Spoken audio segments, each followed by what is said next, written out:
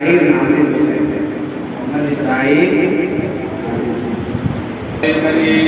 أما بعد أعوذ بالله من الشيطان الرجيم بسم الله الرحمن الرحيم إنا أنزلناه في ليلة القدر وما أدراك ما ليلة القدر ليلة القدر خير من ألف شهر تنزل الملائكة والروح فيها بإذن ربهم من كل يوم سلام هي حتى مطلع الفجر.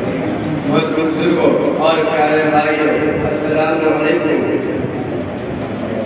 میں نے بھی آپ کے سامنے قرآن پاک کی سورۃ القدر کی تلاوت کی ہے جس میں اللہ رب العزت نے ارشاد فرمایا کہ حضرت قرآن مطالعہ شب قدر بتا رہا ہے. آپ کو خبر ہے کہ شب قدر کیا ہے؟ شب قدر 1000 مہینوں سے بڑھ کر ہے. اس رات میں فرشتے اور جبریل نزول کرتے ہیں اپنے پروردگار کے حکم سے اپنے گھر میں لے کر اور رہتی ہے سلامتی سورۃ قدر تک. اس مبارک صورت میں شب قدر کی فضیلت بیان کی گئی ہے. یہ رات رمضان المبارک کی آخری 10 راتوں میں سے ایک رات ہے، یعنی 23، 25، 27، 28 راتوں میں سے ایک رات. اور کچھ لوگوں کا کہنا ہے کہ 27 رات ہے.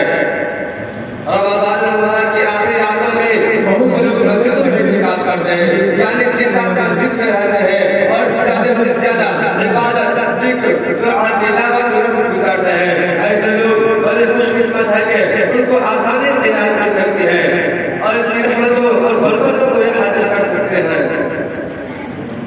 اس رات کی عبادت 1000 مہینوں سے بہتر بتائی گئی ہے. یہ اللہ کا کتنا بڑا احسان ہے کہ صرف ایک رات کی عبادت میں 1000 مہینوں کی عبادت کا ثواب مل جائے. پچھلے زمانے کی امتوں کی عمر لمبی ہوتی تھی اور وہ خوب عبادت نہیں کرتی تھی. حضور صلی اللہ علیہ وسلم کی امت کو امت کم دی گئی، لیکن پہلے لوگ جیسے عبادت کا ثواب یہ امت بھی حاصل کر سکتی ہے. میرے دوستو، شب قدر کون سی رات ہے؟ یہ متعین نہیں کیا گیا. اس کی تلاش میں کئی راتوں کو عبادت کرنے کا موقع مل جاتا ہے. روایات میں آتا ہے کہ دو لوگ آپس میں لڑ رہے تھے، اسی کی نفرت کی وجہ سے شب قدر کا تعین چھپا دیا گیا. اللہ تعالیٰ ہم مسلمانوں کو آپس میں لڑنے جھگڑنے سے بچائے، آمین. حضرات گرامی، حضور صلی اللہ علیہ وسلم کا معمول تھا کہ جب رمضان شریف کا آخری عشرہ شروع ہوتا تو عبادت کا بہت زیادہ اہتمام فرماتے تھے اور ازواج طاہرات اور صحابہ ساتھیوں کو بھی جگاتے تاکہ لوگ عبادت کر سکے. ہمیں بھی اپنے آقا صلی اللہ علیہ وسلم کی اتباع میں زیادہ سے زیادہ عبادت کرنی چاہیے اور حضور کر جن کے آگے اللہ رب العزت سے دعائیں کرنی چاہیے. اللہ کی طرف سے بیان ہوتا ہے کہ ہے کوئی روزی مانگنے والا میں اس کو روزی کو عطا کر دوں، صحت مانگنے والا کو صحت عطا کر دوں. لہذا ہم اس کی پکار میں ڈالے.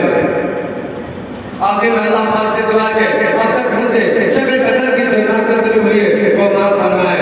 آئندہ ہم کو آئندہ اس کی پوری قدردانی کی توفیق عطا فرمائے. اسی سے باتوں پر کرتے ہوئے بالکل کرتا ہوں.